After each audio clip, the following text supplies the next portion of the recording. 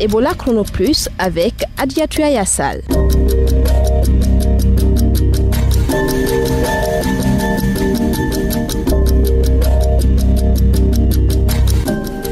Vous écoutez Ebola Chrono Plus, bienvenue. J-5 avant la déclaration de la fin d'épidémie d'Ebola en Guinée. Au sommaire de cette émission, l'ONG Twin vient en aide aux personnes infectées et affectées d'Ebola de la région forestière pour leur réinsertion socio-économique.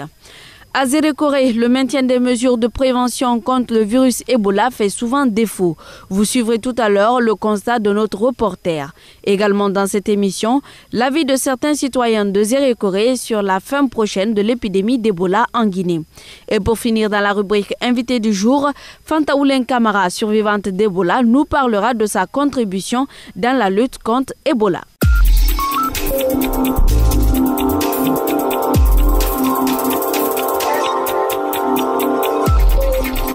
Bonjour à tous. Comme annoncé, en région forestière, la réinsertion socio-économique de certaines familles victimes d'Ebola se poursuit au niveau des zones frontalières.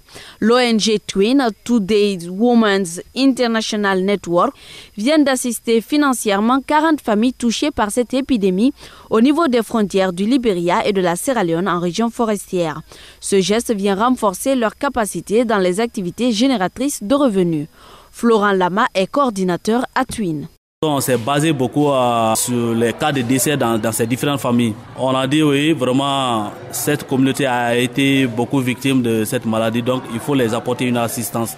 Donc c'est l'idée là vraiment qui nous a animés. Et en tant qu'aussi une ONG humanitaire, il est vraiment dans notre devoir, là où il y a eu toujours des problèmes et des conflits ou bien des personnes marginalisées ou bien des personnes vraiment stigmatisées, il faut apporter une assistance.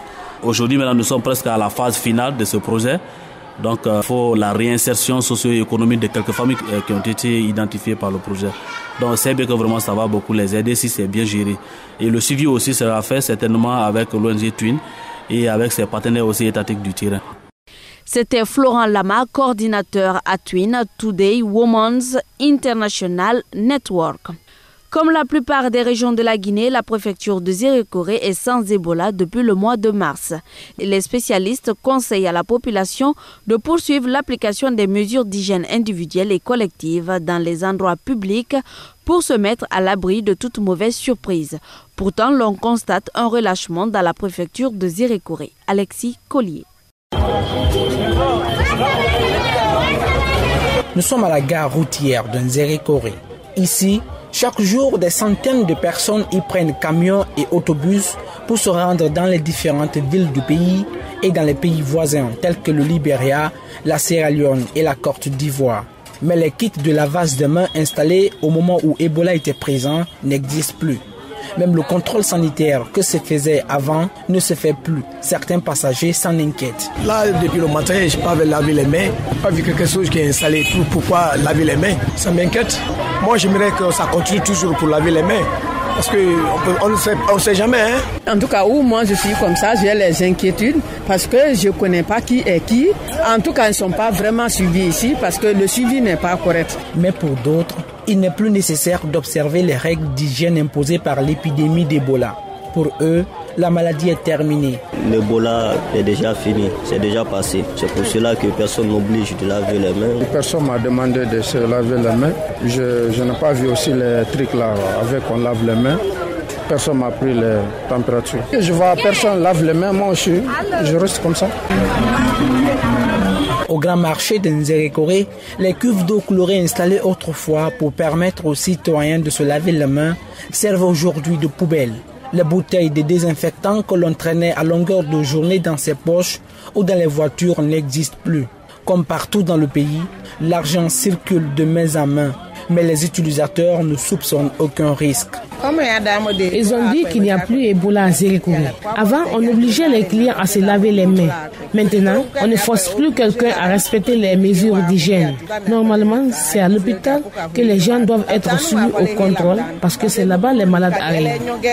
Malgré les multiples séances de sensibilisation des organisations locales et internationales, plusieurs habitants de la Guinée forestière ont toujours du mal à changer de comportement.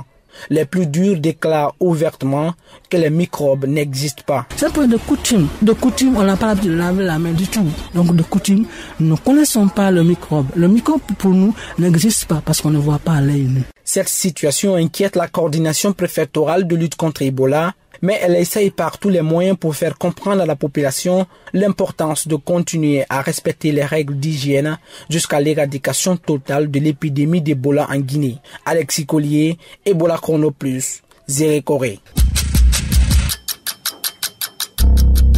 Ebola Chrono Plus, le compte à rebours continue.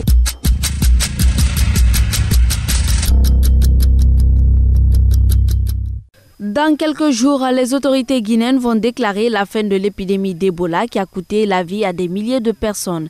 Cette maladie, bien étant dangereuse, a tout de même apporté un changement de comportement au niveau des populations.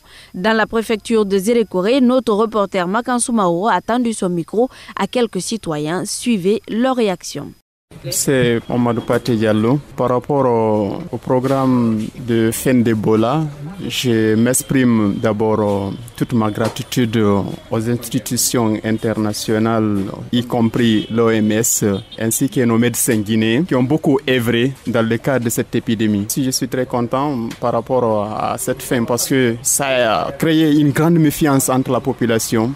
Ça a été quelque chose qui a touché du fond de chaque foyer, dans tous les regroupements social ici. Et cette fin, je pense, ça va nous donner un offre de soulagement et une libre circulation. Au niveau de l'hygiène, je pense beaucoup ont su se comporter au niveau de l'hygiène et ça va respecter certains principes et avoir confiance surtout aux médecins, ceux qui prônent ici pour la santé et la sécurité de la population. Et cette épidémie aussi a éveillé l'État et cela a donné aussi le courage d'investir beaucoup et de demander d'aide dans le cadre de construction des infrastructures sanitaires qui n'existaient pas hier, qui ont poussé comme des champions un peu partout dans plusieurs villes. Je pense que c'est un ouf de soulagement aussi. Haba Elisabeth, vraiment l'Ebola a touché la Guinée, mais vraiment aujourd'hui, quand on déclare aujourd'hui que ça reste une semaine pour déclarer la fin d'Ebola, il y a eu un grand changement. Lavage des mains, il y a eu un grand changement au niveau de la Guinée. Ce que Ebola a apporté comme changement, dans les centres de santé, il y a des kits de lavage des mains et puis il y a des conseils qu'on nous donne. Parce que ce qu'on ne connaissait pas, aujourd'hui, tout le monde connaît ça. Et ça a évité beaucoup de maladies encore grâce à l'Ebola. Il y a eu grand changement au niveau d'hygiène. Moi, c'est Aboubacar. J'espère que sur le plan d'hygiène, ça donne la conscience à la population de prendre, n'est-ce pas, ce processus avec les deux mains. Bien sûr que oui, la Guinée n'était pas encore mature. La population étant à un pourcentage très élevé analphabète, on ne connaissait pas réellement quelle était la cause principale d'Ebola et quelles sont, n'est-ce pas, les conséquences qu'Ebola pouvait amener. Aujourd'hui, la propriété en Guinée est vraiment activée dans tous les foyers. C'est grâce à la propriété qu'on peut lutter toutes les maladies comme Ebola. Ça a permis également à beaucoup de personnes de faire, n'est-ce pas, des diagnostics personnels, d'aller à l'hôpital pour pouvoir éviter même pas Ebola, d'autres maladies. Je suis Amara Kamara. Aujourd'hui, nous espérons qu'à partir du 28 décembre, la Guinée sera déclarée exempte d'Ebola. Et souhaitons que cela soit. Mais le lavage des mains doit continuer, l'hygiène doit continuer, la propreté doit continuer parce que ça fait partie, c'est lié à la vie. Même pas Ebola, la saleté peut apporter d'autres maladies. Donc le lavage des mains, moi je suis pour que ça continue, que ça rentre même dans le quotidien, dans le comportement des gens. Et c'est très important. C'était la réaction de quelques citoyens de Zérékoré sur l'annonce prochaine de la fin de l'épidémie d'Ebola en Guinée. Pour toutes vos questions sur Ebola ou la santé, appelez-nous au 624 19 78 64. Une pause musicale à présent avec Master X. Il nous chante son titre Ebola. Écoutez et on se retrouve juste après. Dans la main, chassons l'Ebola, sans se cogner vraiment les mains à cause d'Ebola. La baïonnette intelligente mène ce combat. Master X et ses amis ne laissent pas les bras. Sale virus invisible, nous a pris possible, n'était pas invincible.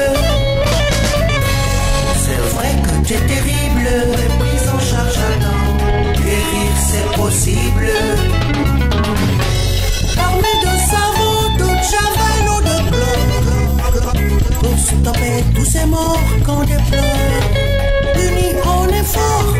Un effort suffit pour mettre ce virus dehors. On est fort. Pour ça, mes amants. Anyambolo la coca la dia lusania. Kadomini nusania. Ebola diwa jaman. Mohamed Dona ebola jankaroni bolo. Alamala nyina nalula. Meno kene alele. Akalamba wululo. Alalala tegele. Ebola di. Ok. Ebola la Guinée adalazu, Sinao ada adeyesu, Ebola giwula adalazu, David Benet Dotolo lazu, Abena luazu, Nandegi Nora adalazu. Ebola Chrono Plus, l'invité du jour. Des personnes guéries d'Ebola ont contribué dans la lutte contre cette maladie. Leurs témoignages et sensibilisations ont permis de briser le silence chez certaines personnes. Grâce à elles, cette population a des informations claires sur ce virus. Puisque la Guinée tend vers la fin de l'épidémie, notre reporter Sidik Bekonde a rencontré Fanta Wouling Kamara, survivante d'Ebola et chargée de communication de l'Association des personnes guéries d'Ebola de Guinée. Moi, je sais à quel point la maladie peut être vraiment violente. Je sais à quel point on peut en souffrir et que vraiment c'est nécessaire vraiment qu'on vienne en aide aux personnes qui sont en cette situation. Donc plus ou moins c'est bien perçu. Dans ma famille quand même j'ai leur soutien et leur encouragement. Bon, c'est bien. Nous tendons vers la fin de l'épidémie d'Ebola. Et qu'est-ce que cela représente pour vous aujourd'hui en tant que survivante? Bon, en tant que survivante, pour moi, cela représente vraiment une grande chose. Pourquoi? Parce que bon, je n'aurais plus peut-être à me penser que je suis là, un peu tranquille dans la tête, et peut-être dans telle famille, ça peut sourire encore, ainsi de suite. Donc, quand même, pour moi, j'ai atteint mon objectif. Parce que le jour que vraiment je me suis engagée, c'était pour éradiquer Ebola. Et si aujourd'hui on tend vers la fin, je me dis que je me suis engagée en un combat, sans merci, mais aujourd'hui je suis en train de prendre le dessus. Parce que qu'à cela nous tienne, on tend vers la fin, mais on n'a pas dit c'est la fin. Donc il faut vraiment que de part et d'autre, chacun continue à prendre les mesures sanitaires qu'on a mis en place, pour que vraiment, au lieu qu'on nous dise on tend, qu'on dit vraiment on est enfin. Donc pour moi, j'ai atteint mon objectif. C'est une grande joie pour moi. En tant que survivante toujours, qu'est-ce qui a marché dans cette riposte au plan national et qu'est-ce qui ne l'a pas été? Bon, pour moi, ce qui n'a pas marché surtout, ça c'est défaut de la communication, parce que la communication a raté depuis le départ. À vouloir dire que les textes, je me rappelle encore qu'il y a une maladie en Guinée, Ebola, pas de remède, pas de médicaments, ta chance de survie 0%, ça a beaucoup pesé. Parce que ça a envoyé d'autres, chacun a perçu de sa manière, la population a compris de sa manière que vraiment ça n'existe pas, et même si ça existait, le fait qu'on dit il n'y a pas de médicaments, cela ne sert à rien de se battre. Il fallait corriger les messages d'avant. Et ce qui a de plus marché aussi, moi je dirais c'est la surveillance épidémiologique, c'est-à-dire quand il y a un cas dans cette famille, au lieu de se limiter seulement à juste corriger ce seul cas, on élargissait le champ d'action pour surveiller des contacts. Donc pour moi ça a beaucoup marché et ça a été bénéfique. Et aussi la prise en charge psychosociale. Parce que bon, Ebola c'est quelque chose qui cause le traumatisme tantôt chez les personnes infectées, tantôt chez les personnes affectées. Même toi en tant que journaliste, tu vas pas me dire que tu étais tranquille parce que tu ne sais pas qui tu vas rencontrer. Donc pour moi la prise en charge psychosociale, ça a marché et ça peut continuer à marcher encore si on s'accentue là-dessus parce que ce traumatisme n'a pas encore fini. Qu'est-ce que vous avez regretté durant cette crise sanitaire? Bon, le regret que j'ai eu, le fait que je n'étais pas informée à temps qu'il y avait Ebola dans mon pays et que j'ai perdu assez de personnes dans ma famille parce que j'ai perdu 6 membres de ma famille, les personnes à qui je compte, les personnes qui ont toujours été là pour moi et amicalement j'en ai perdu aussi, j'ai perdu mon boulot et ce que j'ai de plus regretté, c'est que je sais que je ne peux plus avoir ma vie d'avant. Une vie d'émancipation, de se dire la mort existe, Mais pour le moment, ça ne peut pas taper ma porte. Et avec Ebola, j'ai été convaincue de ça. Je sais que la vie, ça n'a pas de prix, mais je sais aussi que la vie est fragile comme une mine de fer. Quelle expérience avez-vous acquise pendant cette riposte? Bon, pendant cette riposte, j'ai appris beaucoup de choses parce que j'ai travaillé avec différentes équipes, beaucoup de connaissances avec l'institution MSF du côté du renforcement professionnel et surtout l'importance de la prise en charge psychosociale. Parce que bon, on est dans un pays là où il n'y a pas une école pareille et on est dans un pays là où on se dit quand j'ai des soucis, il suffit juste peut-être de boire, danser ou ça va finir. Mais pour tenir compte de ça, non, il n'y a pas.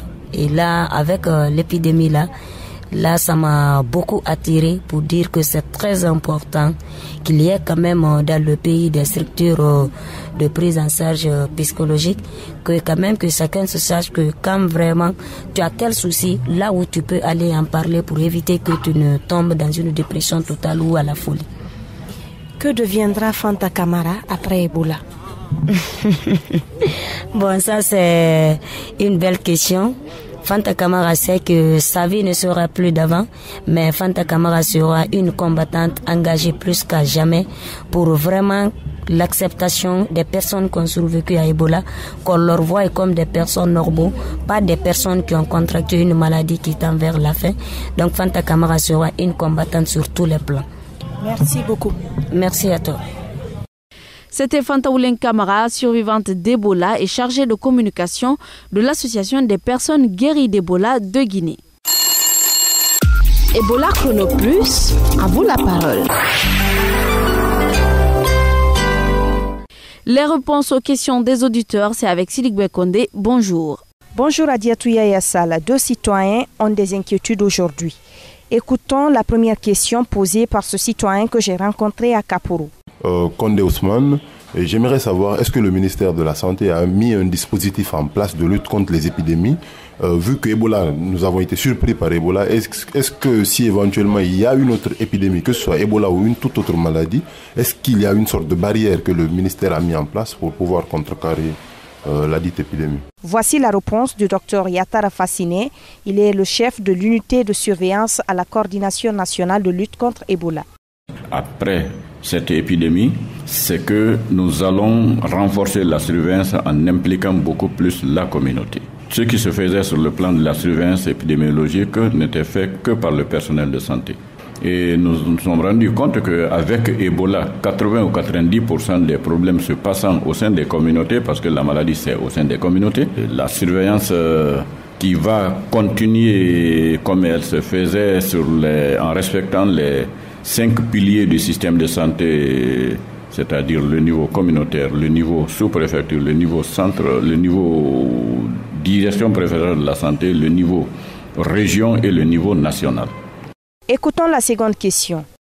Ni mawar mané mawar ina sinden d'abord Ebola barwas gafi Ebola to kelis ga de korem hol ma ga ma sem bobe sona min sa ga Ebola ma retour mo mombo amam bilen o mam mal ma ful makki ala won tangana ma ko nan ngol masinde wana ko.